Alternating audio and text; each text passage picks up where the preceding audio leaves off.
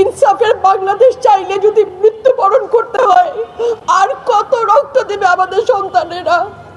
আর সহ্য করার ক্ষমতা আমাদের নাই। আমাদের সন্তানদের বাঁচতে দিন। ইনসাফের বাংলাদেশ গায়েব হোক, আমরা আর সহ্য করতে পারি না। প্রশাসনের কাছে, সবার কাছে একটাই মাত্র অনুরোধ, আমাদের বাচ্চাদের বাঁচতে দিন, আমাদের ইনসাফের বাংলাদেশ দিন। কথা বলার শক্তি আমার নাই, আমার চোখ পড়ে আসছে, আমি সহ্য করার শক্তি আমাদের নাই। আমাদের বাচ্চাদের বাঁচতে দিন। প্রশাসন সজাগ হবে কবে? আর কত মৃত্যু আমার বাচ্চাদের দেখতে হবে? দল বেঁধে হামলে পড়েও আমার বুকে, আমার রান থান চক্ষু কলিজা আজ সব তোমাদের গনিমতের মাল।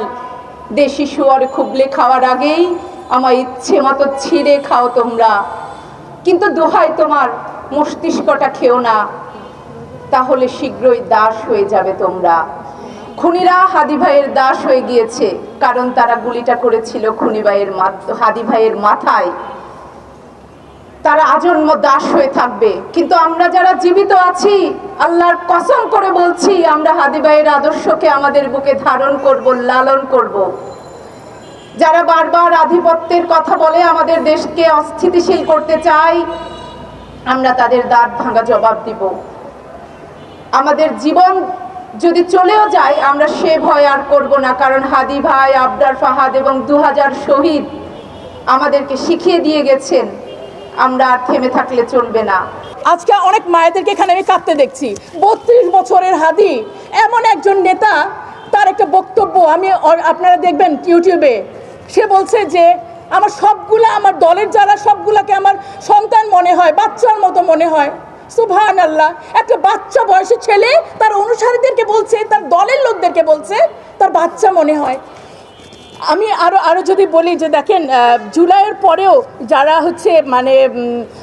পথচ্যুত হয়ে গেছে, হ্যাঁ, কিন্তু তাদের সাথে তিনি বন্ধুত্ব করে রাখতে চেয়েছে। সে আফসোস করেছে, একসাথে হতে চেয়েছে। হ্যাঁ, একবার একটা ঘটনা আপনারা দেখেন, নির্বাচনী প্রচারণায় তার উপরে একটা ফ্ল্যাট থেকে ময়লা পানি ফেলা হয়েছে।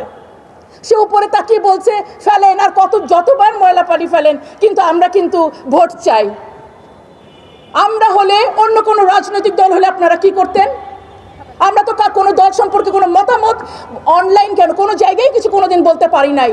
আমাদের বিনয়ী হাদি, আমার মনে হলো যে আমার নবীর যে সুন্নাত, সে বলেছে যে ওকে ফেলেন, আরও ময়লা ফেলেন। ময়লা পানি কতবার ফেলবেন? আমি আসলে বলে মনে হয় শেষ করতে পারবো না। দেখেন যে আমরা তাকে যে মুসলিম, আমি তাকে কেন বলছি, সে যখন ডক্টর জাকির নায়েক আসার কথা ছিল, আপনাদের নিশ্চয়ই মনে আছে, তাকে আসার পারমিশনটা দেয়া হলো না। আমাদের হাদি বলল যে ইন্ডিয়া বলে যে জাকির নায়েককে এখানে ধরে ফেরত পাঠাতে হবে, আর আমাদের শেখ হাসিনা যিনি দণ্ডপ্রাপ্ত আসামি, ফাঁসির আসামিকে তারা রেখে দেয়, তাকে ফেরত পাঠায় না। ডক্টর জাকির নায়েক, যার নামে কোনো মামলা নাই, তাকে ফেরত পাঠাইতে বলে। এই কথাটা বলার হিম্মত কয়জনের আছে? আমি হাদিকে বলি, আমাদের স্বপ্নরা মরে না। আমি বারবার এই কথাগুলোই বলে যাব।